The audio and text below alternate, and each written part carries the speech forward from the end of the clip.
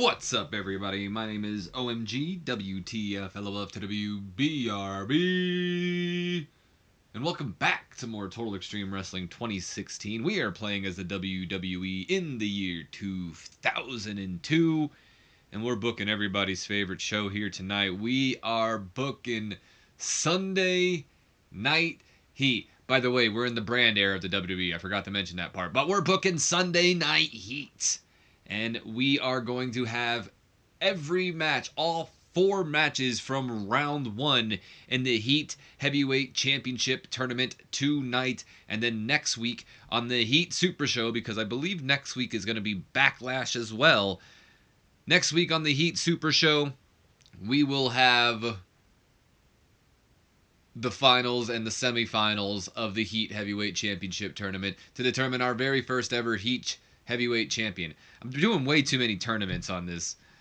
And, you know, whatever. Everyone loves a good tournament, right? But I admit, we've got the Nitro tournament, the Heat tournament, and then over on the local to global, we just finished our regional championship tournament. But there's really only one way to determine an inaugural champion, and I feel it's that way. And I'm thinking, you know, maybe we won't do semifinal and final. Maybe we'll do like a big ladder match or something. I don't know. A 4-way ladder match to determine the person. Maybe, I don't know. Maybe I said something like that before. I feel like I either might have said something like that or whatever. I'm rambling. Who cares? Let's just go ahead and start this show because it's kind of a bit of a long one because the pre-show is literally a legit pre-show this time around. We're actually going to be doing kind of a showcase for some of the superstars who didn't make it on the program. Now, it sucks because they're not going to be featured on TV, so they're not really going to be getting any popularity out of it, except for like in this Midwest area, but it's still a good way to kind of test out where they are sitting at this moment and see where their strengths are at and all that. So either way, we open up with a freestyle segment where Joey Legend, one of our kind of smack talkers coming up in the industry, he's out here just smack talking about how he's going to be the next legend in the industry and whatnot, until he is interrupted by Batista, who's being hyped up over the past couple of weeks, making his way to Sunday Night Heat. We're going to get our first look at him in the ring. Let's see how he does. Ooh. Okay, well, he did better than Legend. A 20 E- rating here in an abysmal pre-show matchup. Batista goes over Joey Legend in 2 minutes 57 seconds with the sit-out powerbomb, the Batista bomb. And Joey Legend with an in-ring performance of an 18, Batista with a 20. So, not sure where both their popularity sits. I really got to pay more attention to that stuff, but I don't know. It's probably not the best sign.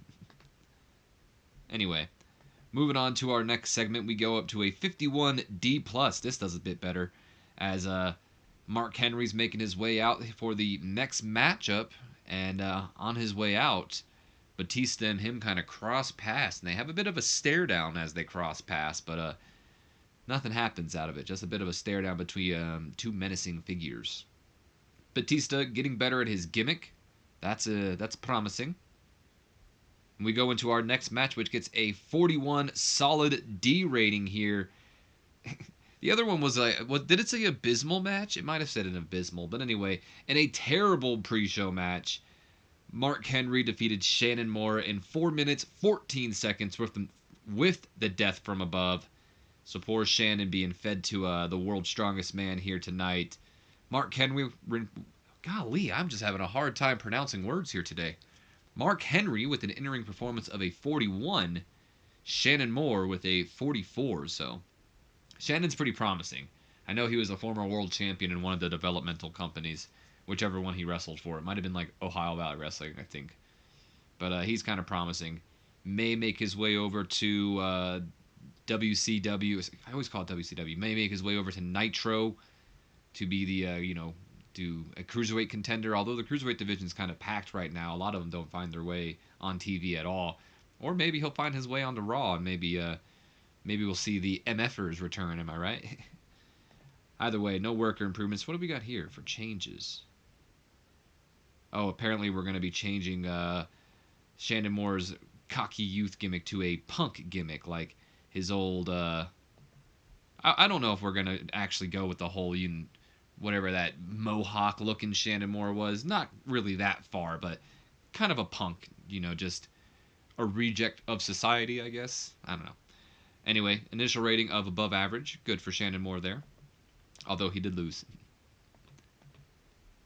Moving on, we go to a 41 solid D rating. This did a bit better than you would think. Gail Kim and the new team, as I'm calling them, the Vegas Boys, or maybe we'll call them the High Rollers or something like that. I think I like that name better, the High Rollers. The gimmick is pretty much that they're from, Las Vegas and whatnot. We got Easy Money and Reno here. I'm very creative from where they came from, right? Reno. Either way, they're out here. They're just talking their crap. Gail Kim is introducing them as the next best thing to the tag team division and whatnot before they are interrupted by the Kane Gang. A little bit of a test to a new team that I may be debuting or may not be debuting. Who knows? Maybe they have horrible chemistry and we won't do it at all. But it is something I am thinking about, and the Kane Gang is the potential name. That's why there's a question mark, because I'd imagine maybe Michael Cole's like, it's the Kane Gang or something like that, Either way, though, it did okay. So that's promising, I think, for Gail Kim, because I believe she was rated on her microphone. Does it tell us if they were? It does not. But that's not too bad. I don't remember if I did rate Gail Kim on her mic or if I just had them all not rated, but it's the pre-show, so I think I would have. But either way, Gail Kim debuted her seductress gimmick, got an above average on it, and what do we got here? Oh, we're going to change Easy Money's prima donna gimmick to a lounge lizard gimmick.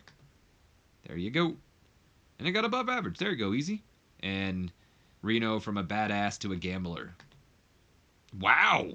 Good for Reno. He got very good on that. Hell yeah. Reno is all in on this Vegas gimmick. Oh my god, I didn't even mean to make that reference, by the way. All right, moving on. We go to the tag team. Oh, great. We go to the tag team matchup here, which gets a solid 43D. That's actually pretty promising, I think, for both Reno and Easy Money. I think they're actually ready for Sunday Night Heat television. Like, they probably could debut on TV. This would have been a fine match on TV. 43 solid D rating here, and an abysmal pre-show matchup, like that according to the Road Agent reporter. Sandman and Steve Blackman, the Kane Gang, go over the Vegas Boys in 7 minutes 40 seconds when Steve Blackman defeated Easy Money with the guillotine choke submission hold. Apparently, the Sandman sustained a damaged elbow in this match. That's not good. Gail Kim doing some good work ringside, announcing quality lifted up there. Color commentary, who cares about that? Why am I going that far? Steve Blackman with an in-ring performance of a 47, so he was the best of everybody in this matchup here. Sandman with a 44, Reno with a 26, and Easy Money with a 30. Vegas Boys, who would have thought, guys? And Easy Money's improving in his Rumble. Easy Money is trying to win me over here tonight. I'm talking about it. Yeah, we know Johnny Ace. All right, so we're on TV now. No more pre-show. This is the start of Sunday Night Heat. We opened up with a solid 63 C rating here, as Sunday Night Heat opens up with the color commentators talking about how tonight's round 1 matches in the Heat heavyweight title tournament. So they're talking about all the matches that we'll see, while Chuck Palumbo is already making his way down to the ring for our first match in the round 1 tourney.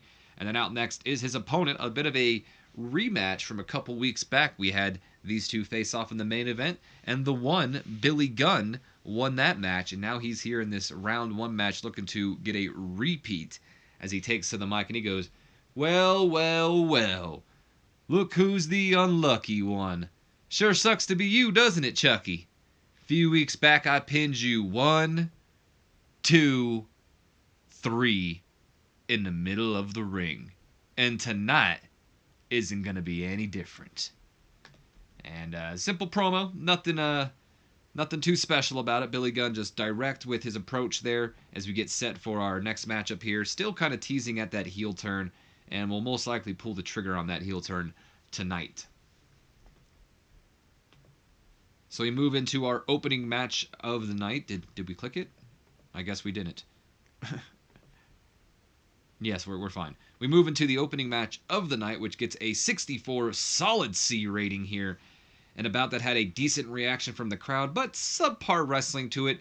Chuck Palumbo easily goes over the one Billy Gunn. We can even look at the booking details, or is it the road agent report? It's the road agent notes, that's what it is. Decisive victory for Chuck Palumbo here tonight. Gets his win back. No Sean O'Haire getting involved here tonight, as he gets Billy Gunn up in the torture rack submission hold, and after 7 minutes 55 seconds, Billy Gunn has to tap out. And I don't think he was in the torture rack submission hold for 7 minutes 55 seconds, but if he was, good God Almighty, that is some resiliency on the one. Of course, we already mentioned his heel turn that may or may not be happening here tonight. Chuck Palumbo with an in-ring performance of a 68, and the one, Billy Gunn, with a 47. 64 solid C, not too shabby. Billy's improving in his performance skills, and surprisingly, Chuck Palumbo improving his flying skills. Interesting. So we move on to the next match, which gets a 42 solid D rating. Nothing too special here. We got the freestyle segment. Billy Gunn just kind of throwing a post-match fit. Maybe not over the top like Christian style, or maybe even Randy Tyler style if you watch our local to global series. Maybe he's not outright, throwing a hissy fit in the middle of the ring. I think maybe more closely to the fit like Bret Hart threw when he got screwed over. I'm not saying Billy Gunn is spitting in people's faces, but maybe he's throwing stuff, tearing apart the announce table. He's not too happy that he's out of round one here. And yes, this will be the official turn for the one Billy Gunn. So let's go ahead and do it. It should be fine now. So his egomaniac gimmick got a rating of average on it. Was that worse? It is worse, but it's whatever. It's Billy Gunn. I'm not really... And complete success for Billy. He is now a heel. We then move into a 45 solid D rating, as Billy Gunn is just... I should have probably included him in this, but I didn't think about it. Billy Gunn is still, tearing apart the stuff. He's just throwing his hissy fit while maybe, road agents and possibly Paul Heyman have calmed down to try to calm him down. And while that's all going on, the Right to Censors logo starts to take over the screen when you get like the little, the static as someone's obviously hacking into the feed or whatnot. And the Right to Censor logo takes over the screen, and the Right to Censor alarm just begins to go off in the background, so you get that... Sorry about that. Probably shouldn't have done it. Anyway, until finally the screen goes off to show Steven Richards and the Haas brothers have a special announcement, for the world. Attention, attention, the Right to Censor has a message for you. I repeat, the Right to Censor has a message for you. You meaning Paul Heyman. I don't know what kind of game you're trying to pull here, but putting me in a match against Tommy Dreamer in the opening round of this Heat title tournament thing?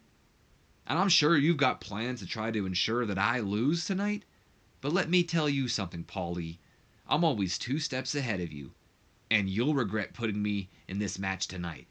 Because when I win the Heat Heavyweight title, you'll be looking at a new and better Sunday Night Heat. And then the feed goes back to Sunday Night Heat as the Right to Censor's message is over. We then move on to a 49 D+ rating here, as Rikishi is in the ring set for our next match in round 1 of the Heat Heavyweight title tournament, when out comes his opponent, primetime Monty Brown, who comes out with a big smile on his face, and he's in a good mood, and he has something to say as he makes his way down to the ring. And he goes, "Don't look so grumpy there, Keish. This is what you've been asking for ever since I pounced and took out that little worm, Scotty. What? You think having him out here is going to help you? Because if anything, it's going to cost you. How you going to pay attention to the alpha male when you're too worried about your little buddy?" Either way, Rikishi, with or without him, it wouldn't change anything, because just like Scotty found out, there is no stomping prime time.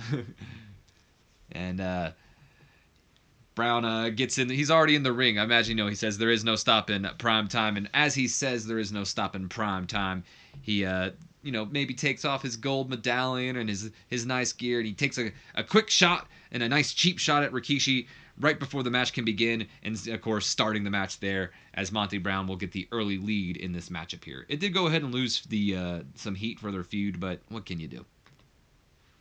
So we move on to the said matchup between Monty Brown and Rikishi. I gotta adjust my leg here, it's falling asleep. There we go. 55 C- rating here. And about that, didn't have much heat and had terrible wrestling apparently. Oof.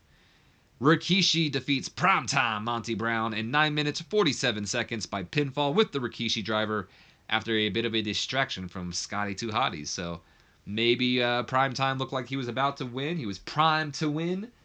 And Scotty got up on the apron and distracted Monty Brown, which led to maybe Monty putting his hands on Scotty, getting him in the ring. Things not looking too good for Scotty 2 Hottie there, and then Rikishi turns him around, hits him with the Rikishi driver. 1, 2, 3. Rikishi moves on in round 1, or to round 2, I should say. The semifinals. Monty Brown with an in-ring performance of a 40, and Rikishi with a 56. No improvement to the storyline there, just advanced it. As we move on to our next segment here, 32E+. I feel like this did better last time. As we just hype up that Batista is going to be coming to Sunday Night Heat here shortly. Probably at the Heat Super Show. We then move on to a 52D+ rating here.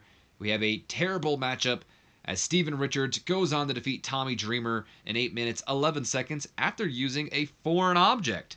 So Steven Richards wins the match apparently here tonight, and he cheated to win.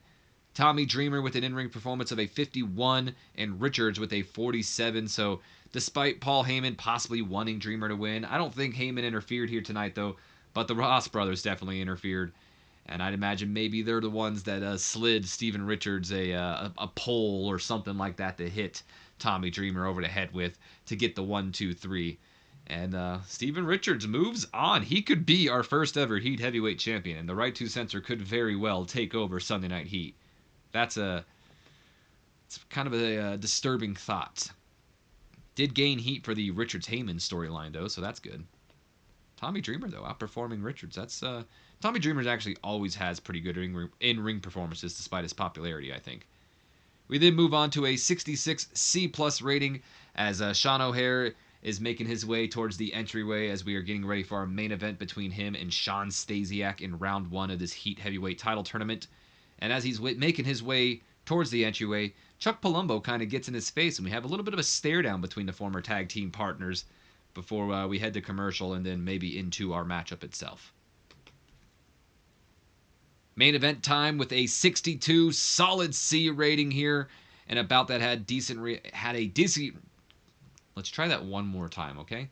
And about that had a decent reaction from the crowd, but subpar wrestling to it. Sean O'Haire does it. He goes over Shawn Stasiak in 13 minutes 21 seconds by hitting him with the Widowmaker. 1, 2, 3, and Sean O'Haire moves on into round 2 of this Heat Heavyweight title tournament with a 62 solid C. Unfortunately for Sean O'Haire here, he seemed off his game, and not only that, he was visibly tired towards the end. I mean, my man, you only went 13 minutes. That's not a good sign, buddy. It's not a good sign for you. We'll have to, I guess, lower his match times, I guess. Sucks for Sean O'Haire. Sean O'Haire with an in-ring performance of a 54. Shawn Stasiak outperforming him with a 60 in-ring performance. So I guess some of you could say the wrong man went over here tonight, but that's fine. I don't think I'm going to do this. I think I'm going to stick with him being a second-generation star. I don't know. I kind of like it at the moment. Anyway, Shawn Stasiak is improving in his technical skills. And moving on. Let's not move on yet. Let's talk a little bit more about Shawn Stasiak and why I may not want to change him, because to be completely honest with you guys, he's kind of one of our top stars here on Sunday Night Heat. And I don't want to turn one of our top stars into a joke right away. So, if anything, maybe we'll turn him into a joke a little later on. But right now, I think he should stick with a more serious gimmick. And then we end off Sunday Night Heat with a 66 C+ rating here, as Sean O'Haire was celebrating the ring, but Chuck Palumbo is not going to let him celebrate for too long as he races down to the ring and attacks Sean O'Haire from behind and just beating him down and pretty much standing tall on his own over his former tag team partner to end off Sunday Night Heat. Chuck Palumbo, his performance was good here, gained some heat for his feud with his partner, and there are no worker improvements. We end off Sunday Night Heat, and we get ourselves a 63 solid C rating. Of course, there is no way we can gain popularity or lose popularity for these shows, but either way, that's not bad. Why is it... What? I don't know why it did next turn. Oh, shoot! Backlash is tonight. Ooh. Oops. I didn't know Backlash was tonight. Oh. Oh. Fuck. This was supposed to be set to week 4. Not week 3. Okay. Well, now this puts a bit of a damper on the plans. Holy crap. I could have swore I changed it. Maybe I didn't press save. Okay then, well, I guess in the next episode we'll have Backlash, and I'll just have to rethink all my plans and everything. Oh golly, dude, I didn't even set up anything yet. I could always just go back and rebook Sunday Night Heat, but I may end up doing that. I don't know. You guys will see what I do in the next one. In fact, I guess comment below and let me know what you want me to do in the next one. Should we just roll with the dice and have Backlash? Or should we put it off? I'll wait to hear you guys' responses in the comment section. So until then, my name's been Home G, WTF, I love to WBRB, and I will see you guys in the next video. So, yeah.